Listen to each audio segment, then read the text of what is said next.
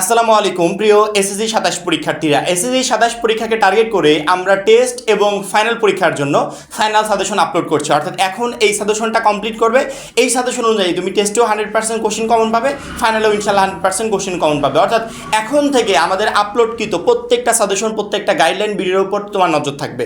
আমরা ইতিমধ্যে আবশ্যিকের সকল সাবজেক্ট, সেই সাথে ভূগোলেরও সাজেশন আপলোড করে ফেলেছি। আজকে আমরা ইতিহাসের ফাইনাল সাজেশনটা দিয়ে দিচ্ছি। এর পর্যায়ক্রমে পরবর্তী আর যেই সাবজেক্টগুলো আছে এগুলো 1 বাই 1 আপলোড হয়ে যাবে। অর্থাৎ 2-1 দিনের ভিতরে তোমাদের মানবিক বিভাগেরও অল সাবজেক্টের সাজেশন কমপ্লিট হয়ে যাবে। এবং শুধুমাত্র সাজেশন না, আমাদের সকল সাবজেক্টের সাজেশনের একটা করে পিডিএফ কপি, বিগত 5 বছরের বোর্ড এমসিকিউ, প্রত্যেকটা সাবজেক্টের প্রত্যেকটা চ্যাপ্টার ওয়াইজ জ্ঞানমূলক অনুধাবনমূলক প্রশ্ন, সেই সাথে চ্যাপ্টার ওয়াইজ সংক্ষিপ্ত প্রশ্ন, গণিতের দুর্দান্ত সব রেকর্ডেড ক্লাস, লিখিত অংশ shortcut technique plus recorded class, grammar অংশ শর্টকাট টেকনিক, সেই সাথে দুর্দান্ত সব রেকর্ডেড ক্লাস, পড়াশোনা routine plus guideline, total everything মিলে আমরা একটা প্যাকেজ রেডি করেছি যার মূল্য মাত্র 250 টাকা। 250 টাকা দিয়ে আমাদের কোর্সে একবার যুক্ত হলে তোমাকে আর কখনো পেমেন্ট করতে হবে না, তুমি টোটাল সার্ভিসগুলো গ্রহণ করতে পারবে। এই জন্য যারা কোর্সে এখনো যুক্ত হবে না, স্ক্রিনে যে নাম্বারটা দেখতে পাচ্ছ এই নাম্বারে 250 টাকা কোর্স ফি পাঠিয়ে এই নাম্বারে হোয়াটসঅ্যাপে আমাকে জানাবে ভাই কোর্স ফি পাঠিয়েছি, সাথে সাথে তোমাকে গ্রুপে যুক্ত করে নিব। তখন থেকেই তোমার এই প্লাস প্রস্তুতি শুরু হয়ে যাবে। ভূগোলের মতো ইতিহাসও আমাদের টোটাল 100 মার্কের পরীক্ষা, যেখানে আমাদের সিকিউতে 50, তারপর সংক্ষিপ্ততে 20 এবং এমসিকিউতে থাকবে হচ্ছে 30। এই টোটাল 100 মার্কে আমাদের পরীক্ষা হবে। 100 মার্কের পরীক্ষা তো সেটা বুঝলাম, কিন্তু 50 যে আমাদের নাম্বার আছে সৃজনশীলে, এখানে সৃজনশীল প্রশ্ন লিখতে হবে কয়টা? 5টা। এই 5টা সৃজনশীল প্রশ্ন লেখার জন্য পড়তে হবে 13টা অধ্যায়। এই সাবজেক্টে 13টা অধ্যায়, আরেক সাবজেক্টে 15টা অধ্যায়, আরেক সাবজেক্টে দেখা যাচ্ছে 14টা অধ্যায়। এইভাবে প্রত্যেকটা অধ্যায়ের পূর্ণাঙ্গ সিলেবাস কমপ্লিট করে দেন একটা ভালো প্রিপারেশন না, আমার মনে হয় যে এটা একটু কষ্টসাধ্য হয়ে যাবে প্রত্যেকটা শিক্ষার্থীর জন্য। কারণ কি, এই সকল সাবজেক্টের পূর্ণাঙ্গ সিলেবাস কমপ্লিট করতে গেলে সামনের এই কয়েকদিনে কখন আমি টেস্টের জন্য ভালো প্রিপারেশন নিতে পারবো না, বা কখন আমি ফাইনাল প্রিপারেশন নিতে পারবো না। কারণ কি, টেস্টের পর ফাইনালের প্রিপারেশন নেওয়ার মধ্যে তেমন একটা সময় থাকে না। এই জন্য এখন যে প্রিপারেশনটা নিচ্ছি টেস্ট পরীক্ষার জন্য, এটাই আমার ফাইনাল পরীক্ষার জন্য প্রিপারেশন হবে। এবং আমরা সেই সাজেশনগুলো এমনভাবে আপলোড করছি যাতে এখনই তোমার টেস্ট এবং ফাইনাল দুইটার জন্যই প্রিপারেশন ইনশাল্লাহ হয়ে যায়। তাহলে 13টা চ্যাপ্টার যেখানে আছে, আমাদের এখন মেইন কাজ হবে তোমাদের এই লং সিলেবাসটাকে শর্ট করে দেওয়া। অর্থাৎ আমি অধ্যায়গুলোকে শর্ট করে দেবো, যে চ্যাপ্টার থেকে কোশ্চেন আসবে শুধুমাত্র ওই চ্যাপ্টারগুলোই পড়তে বলবো, বাদ বাকি চ্যাপ্টার তোমাকে পড়তে বলবো না। কারণ কি, তোমার হাতে সময় নেই বললেই চলে। ইতিহাসে একটা সুবর্ণ সুযোগ আছে কি, আমরা এই টোটাল চ্যাপ্টারগুলোকে কয়েকটা পার্টে ভাগ করতে পারি। মানে চ্যাপ্টারের তুমি দেখেই বুঝতে পারবে যে এই চ্যাপ্টারের এই পার্টে পড়ে, তো সেই পার্টগুলো ভাগ করে তার ভিতর থেকে আমরা যদি 2টা বা 3টা পার্ট কমপ্লিট করে যাই, তারপরে পরীক্ষার হলে 5 সেট প্রশ্নের আনসার করা একদমই ইজি হয়ে যায়। প্রথমত আমি সেই পার্টগুলোকে তোমাকে ভাগ করে দিব 1 থেকে 5 নাম্বার চ্যাপ্টার পর্যন্ত। ইতিহাস পরিচিতি, বিশ্ব সভ্যতা, প্রাচীন বাংলার জনপদ, প্রাচীন বাংলার রাজনৈতিক ইতিহাস, প্রাচীন বাংলার সামাজিক, অর্থনৈতিক ও সাংস্কৃতিক ইতিহাস। এই চ্যাপ্টারগুলো প্রায় সিমিলার কোয়ালিটির। যেহেতু সিমিলার কোয়ালিটির, সেক্ষেত্রে আমাদের 13টা চ্যাপ্টার থেকে যখনই 8টা প্রশ্ন হবে, তখন কিন্তু একটা মিক্সিং হওয়ার সম্ভাবনা থাকে, যে একটা অধ্যায় থেকে ক খ নিল, আরেকটা অধ্যায় থেকে গ ঘ নিল, এরকমভাবে মিক্সিং হতেই পারে। সেক্ষেত্রে মিক্সিং হওয়ার পসিবিলিটি আছে এমন চ্যাপ্টারগুলোকে আমরা 1 থেকে 5 পর্যন্ত একেবারে এক করে দিয়েছি। এই 1 থেকে 5 পর্যন্ত চ্যাপ্টার পড়লে আশা করা যাচ্ছে, যদি ভাগ্য ভালো থাকে, তাহলে এখান থেকে তুমি 3টা প্রশ্ন কমন পেয়ে যেতে পারো। মিনিমাম 2টা প্রশ্ন তো কমন পাবে 100% শিওর। যদি ভাগ্য ভালো থাকলে এখান থেকেই 3টা প্রশ্ন কমন পেয়ে যাবে। অর্থাৎ 5টা চ্যাপ্টার পড়লে আমি 3টা প্রশ্ন ইনশাল্লাহ কমন পেয়ে যাচ্ছি। পরবর্তীতে আরেকটু খেয়াল করে দেখো, এই চ্যাপ্টার 2টা আবার এক রকমের।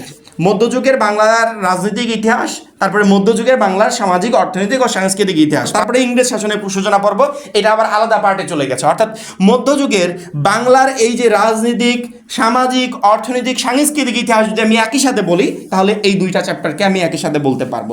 অর্থাৎ এই 2টা চ্যাপ্টার পড়লে তুমি এখান থেকে 100% একটা প্রশ্ন, মানে ধরে রাখো কমন পাচ্ছ, 100% কমন পাচ্ছ। সেক্ষেত্রে যে 6 নম্বর অধ্যায় পড়বে সে 7ও পড়বে। ওকে, এবার আমরা আরেকটা পার্টকে ভাগ করি, বাংলায় ইংরেজ শাসনের সূচনা পর্ব। এবার দেখবো যে ইংরেজ রিলেটেড কয়টা চ্যাপ্টার আছে। ইংরেজ শাসন আমলে বাংলায় প্রতিরোধ, নবজাগরণ ও সংস্কার আন্দোলন।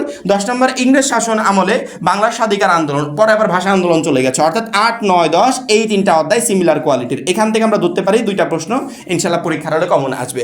অর্থাৎ এই 3টা চ্যাপ্টার একই কোয়ালিটির ইংরেজ শাসন সম্পর্কিত চ্যাপ্টারগুলো। সেক্ষেত্রে 8 পড়লে 9ও পড়বে, 9 পড়লে 10ও পড়বে। যখন এই পার্টটা পড়বে, তখন এই পার্টের 3টা চ্যাপ্টারই তোমাকে কমপ্লিট করতে হবে। তাহলে কয়টা প্রশ্ন হলো? এখান থেকে যদি আমরা 2টা ধরি, তাহলে 3টা আর 2টা 5টা।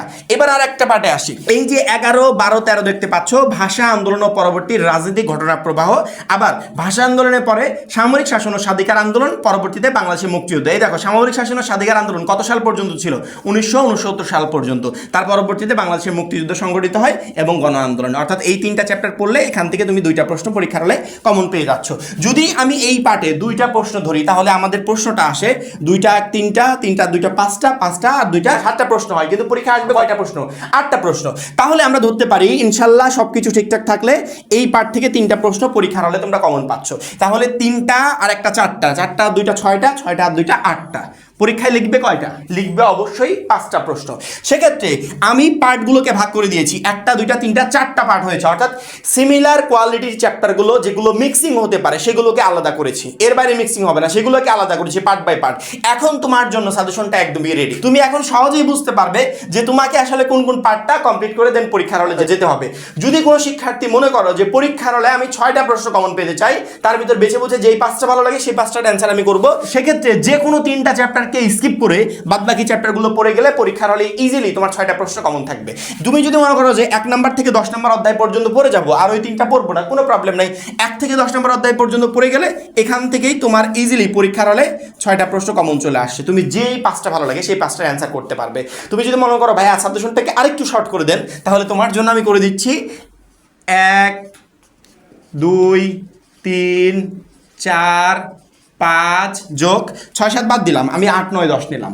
8, 9, 10। দেখো তো কয়টা চ্যাপ্টার হলো? 1টা 2টা 3টা 4টা 5টা 6টা 7টা 8টা। এই 8টা চ্যাপ্টার পড়লেই তুমি পরীক্ষার হলে 5 সেট প্রশ্ন একদম ইজিলি কমন পেয়ে যাচ্ছ, জাস্ট 8টা চ্যাপ্টার পড়লে। যদি আমাকে বলো যে ভাই আমি পরীক্ষার হলে 6টা প্রশ্ন কমন পেতে চাই, তাহলে তোমাকে যে কোনো একটা প্যাটার্ন বাদ দিয়ে আর 3টা প্যাটার্ন তোমাকে ইজিলি ফলো করতে হবে। অর্থাৎ যে কোনো একটা পার্ট বাদ দিয়ে তুমি 3টা পার্ট আর বাদ বাকি টোটাল 4টা পার্ট রেডি করে দিয়েছি, 4টা অংশ। এই 4টা অংশের যে কোনো একটা প্যাটার্ন বাদ দিলে বাদ বাকি অংশগুলো থেকে তুমি ইজিলি 6টা প্রশ্ন কমন পেয়ে যাচ্ছ। সেক্ষেত্রে আমার মনে হয় যে এই 6টা প্রশ্নের ব্যারাকলে না পড়ে তুমি যদি যে কোনো 8টা চ্যাপ্টার পড়ে যাও, আমি যে 2টা প্যাটার্ন রেডি করে দিয়েছি সেই 2টা প্যাটার্নে যে কোনো 8টা চ্যাপ্টার পড়ে গেলে ইনশাল্লাহ এখান থেকে 5 সেট প্রশ্ন পরীক্ষার হলে কমন পাবে, 5 সেটের আনসার ইজিলি করতে পারবে। 8টার পরবর্তীতে আর যে 5টা চ্যাপ্টার থাকলো এই 5টা চ্যাপ্টার পড়ার কোনো প্রয়োজন নাই, কারণ কি এখন লাস্ট মোমেন্টে শর্টকাটে তোমাকে একটা বেস্ট প্রিপারেশন নিয়ে পরীক্ষার হলে যেতে হবে।